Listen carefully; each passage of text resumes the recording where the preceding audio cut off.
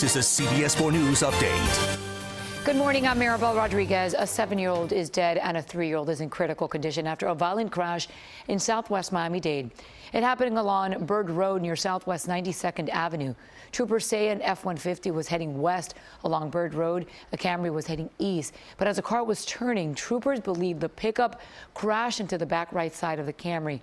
FHP says 6 people were involved. That includes 3 children. A 14-year-old in the pickup is recovering from minor injuries.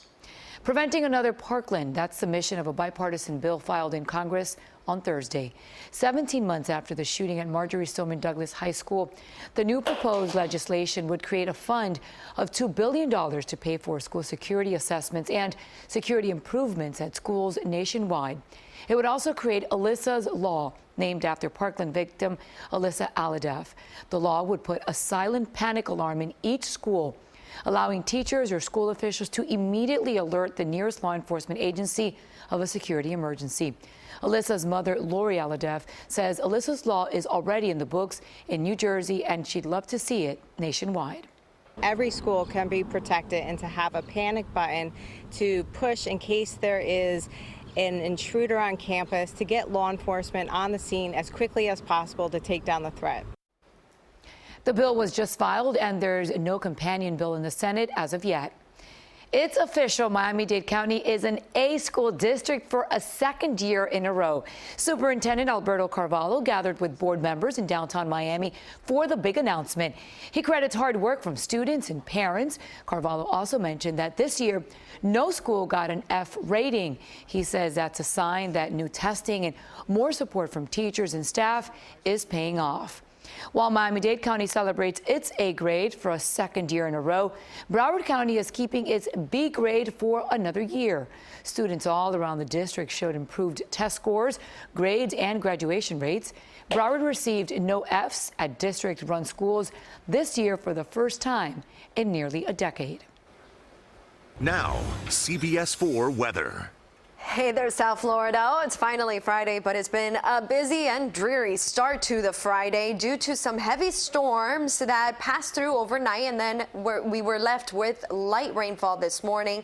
But throughout the day and into the afternoon, drier conditions are expected, including with more sunshine.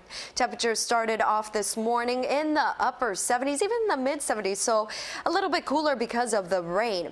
Highs today, 92 degrees. Once we get more sunshine going, it's going to feel like the triple digits, especially by this weekend.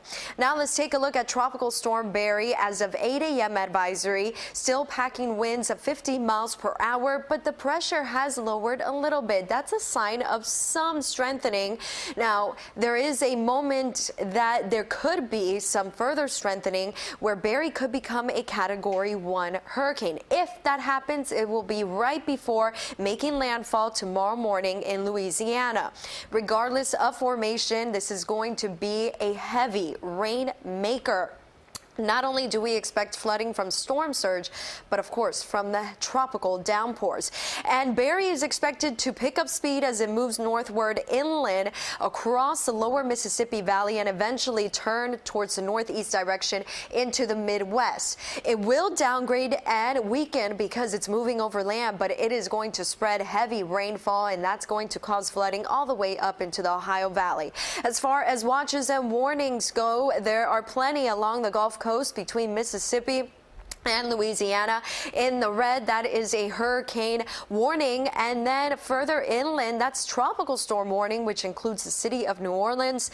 Now, that obviously could change depending on the intensity of Barry. Storm surge expected 3 to 6 feet along the coast, and as far as rainfall amounts, topping 25 inches locally, especially in southeastern Louisiana and up through Mississippi, even parts of Alabama. And this forecast model, which is the American model, the GFS, is showing just that. The higher amounts in oranges and yellows from the mouth of the Mississippi River up through the deep south in Mississippi. For us here at home, Barry has played a role indirectly by bringing southerly flow and bringing up the humidity and also the moisture from the Caribbean. So that's why we've been dealing with the rain. It was early today. Then tomorrow, I do expect some early day showers. But they're going to be along an easterly breeze. High pressure comes closer to Sunshine State, and that's going to also bring an area of dry air from the Caribbean, a little bit of Saharan dust, so some hazy skies through the weekend. More sunshine means hotter temperatures, so do expect heat indices to rise into the triple digits.